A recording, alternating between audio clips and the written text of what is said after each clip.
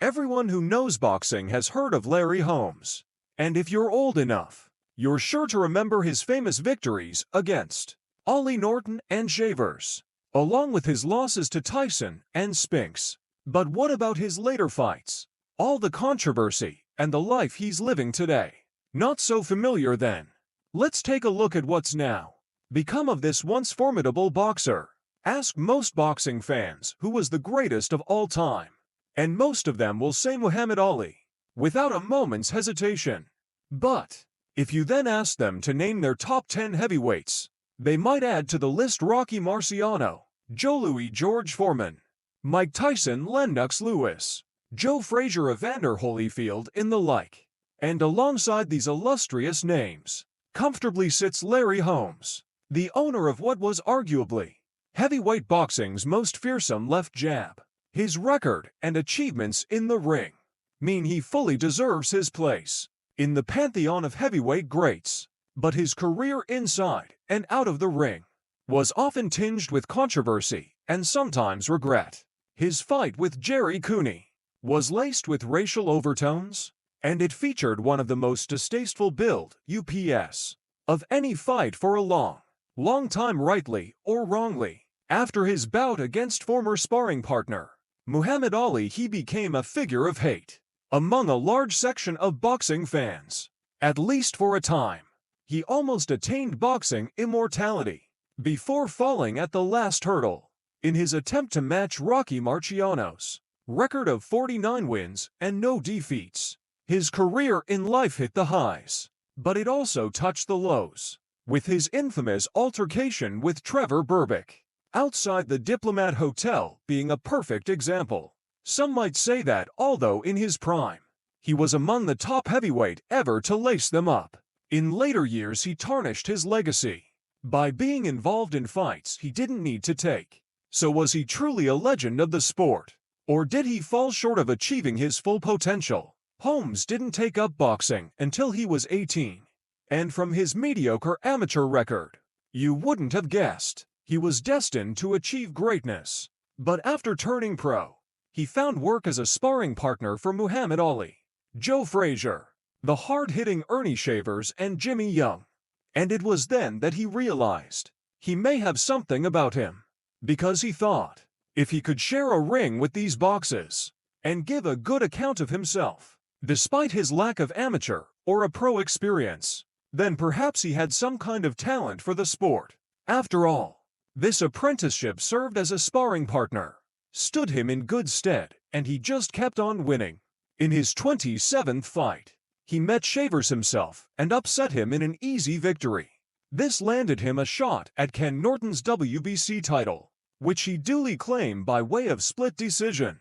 After a hard-fought contest, he then defended his title several times, including in a rematch against Shavers, which he also won. But then came one of his most controversial matchups, against another of his former sparring partners, Muhammad Ali.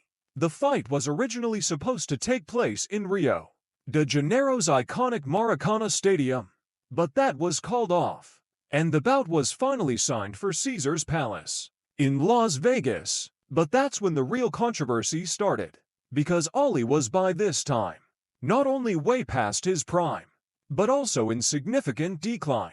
Ali was taking the fight in an attempt to become the first for-time heavyweight champ, but concerns were also being raised about his fitness to compete.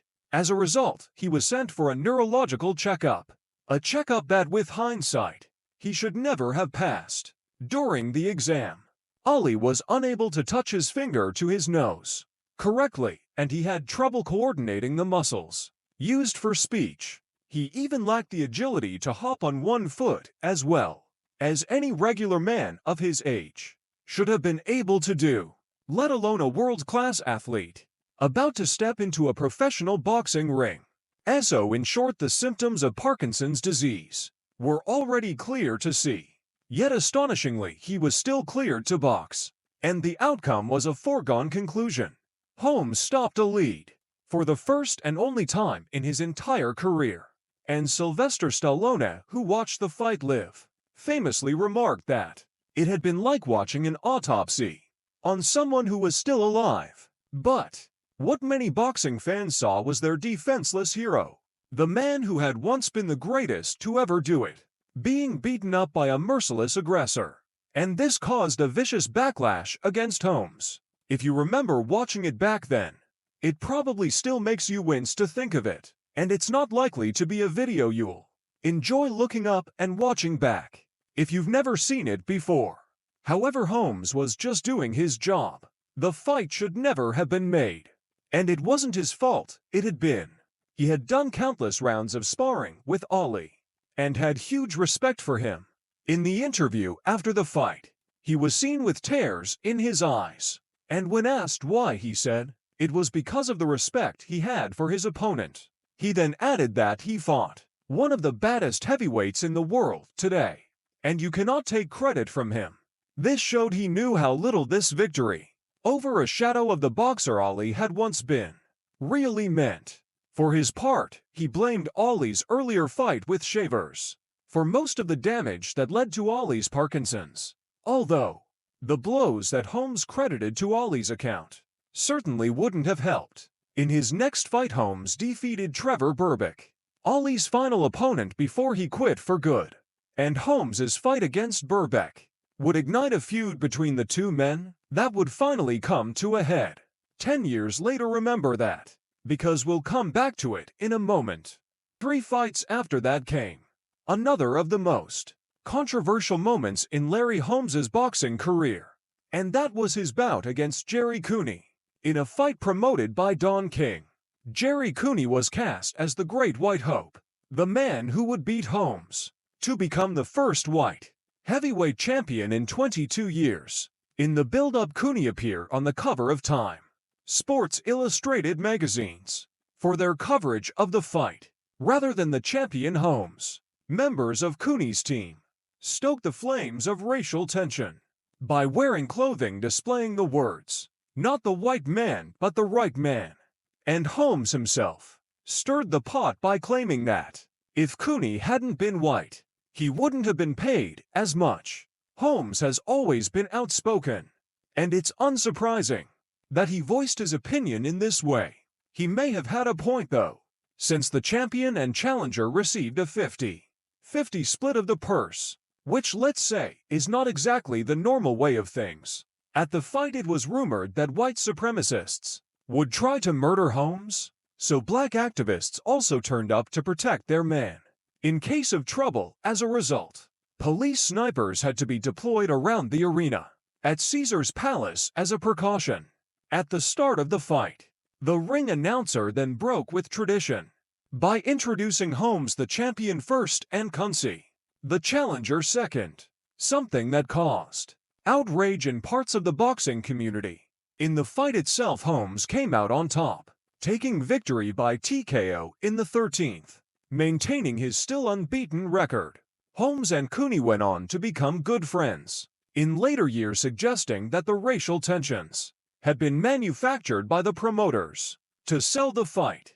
That plan obviously worked, since it proved to be one of the most highly anticipated bouts of the early 80s, an era when many great fights were taking place. However, blaming Holmes or Cooney for any of this is highly unfair. With this victory, Holmes edged ever closer to Rocky Marciano's coveted record of 49-0. Holmes continued to win, eventually reaching 48-0. He now needed just one more victory to write his name in the history books. By tying with Marciano, and with one more win after that, he could take the record outright. But next up was Michael Spinks. Spinks was moving up from light heavyweight. Remember, cruiserweight wasn't really a thing back then. And although Spinks was faster, Holmes was considered a heavy favorite. Spinks, though, had other ideas. Because he had eyes on making some history of his own, Spinks took the win on points, becoming only the second man to be crowned champion in both the light heavy and heavyweight divisions, and the first man to hold the two titles at the same time. On missing out on boxing immortality, Holmes was disgusted, and in his typical brash style, he declared that Rocky Marciano couldn't carry my jockstrap. So much for being magnanimous in defeat, huh? But this was Holmes's style. And although it might not have won him any new fans, you can probably forgive him for being a sore loser, considering what he had just missed out on.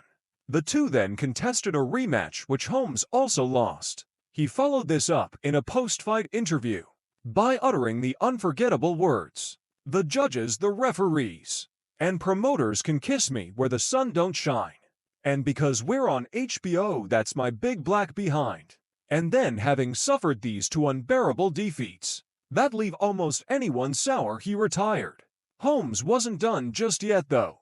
He was lured out of retirement 2 years later to fight a prime Mike Tyson, a fight he also lost after this. He quickly retired again, and Holmes's time at the top was over. But over the next few years, he made several comebacks, winning the majority of his bouts, but losing more often than not. When he came up against the top-level fighters, he was never able to regain a heavyweight title, losing all 3 times he was given a shot. His detractors often accuse him of chasing money by fighting on and risking his health against younger, fitter men when by rights he should have hung up his gloves long before. His final fight was a points victory against Arakash, better known as Butterbean, when he was 52 years old. So you could say they have a point. But on the other hand, who are we to say that a boxer can't keep going to make a bit of cash if it's not harming anybody else? It's not as if he was trying to compete at the highest level at that age, and fights like this were more or less just exhibitions. He wasn't the first to do it either, and nor will he be the last. Before we get to the end, we can't talk about Larry Holmes without coming back to his brawl with Trevor Berbick, because it was one of the most shocking moments in boxing in living memory. It happened at a low-key press conference after one of Holmes's comeback victories, and all seemed to be passing off uneventfully, as expected. But while Holmes was offering up the usual post-fight platitudes, Berbick stood at the back of the room silently scowling. Then, as proceedings were drawing to a close, Berbick began shouting insults at Holmes. And since Holmes was never one to back down himself, the pair quickly became entangled. The two were separated and Berbick was taken outside, where he continued to rant and rave. And then suddenly, Holmes was seen leaping over 2 cars and into the air, at Berbick, landing on him with a double-footed kick and sending him flying. Most people would say that Berbick was, by far, the more unhinged of the two during the incident. But he obviously got under Holmes's skin, creating yet another controversial episode in Holmes's story, to go with all the others. If you want to find out more about the crazy life and untimely demise of Trevor Berbick, we have another video about him too, so don't forget to check it out. And if you're enjoying this one, make sure you hit that like button before you go. So where is Holmes now, and how is he doing? He retired for the last time with a record of 69-6. So is he paying the price for all the wars he was involved in, and all the punches he took to the head? Not really. Holmes has been married since 1979 and has 2 children with his wife. He also has 3 other children from previous relationships. He is an active businessman with several interests. He made plenty of money in the ring, invested it wisely, and is doing very well for himself out of the various business ventures he is and has been involved in. He has a little trouble getting about nowadays and is sometimes seen using a cane or a walker. But he's 75 years old, and he's hardly the only 75-year-old who has mobility issues. He can seem a little slow, forgetful, or confused sometimes during public appearances. But again, he's 75. That's normal. It could be a result of his 75 heavyweight boxing fights, but it could just be old age. During his career, his reign of 20 heavyweight defenses is second only to Joe Louis. He defeated some of the biggest names of his era. He came tantalizingly close to equaling Rocky Marciano's fabled 49-0 record, and he's deservedly been inducted into the International Boxing Hall of Fame. As one of the all-time greats, yeah, it probably still stings when he thinks about his 2 defeats to Spinks. But other than that, was his career a failure? And is the way he lives now sad? Come on, of course not. What are you talking about? If you've enjoyed this video and want to support us in producing more boxing content like it, please help us grow by smashing that like button.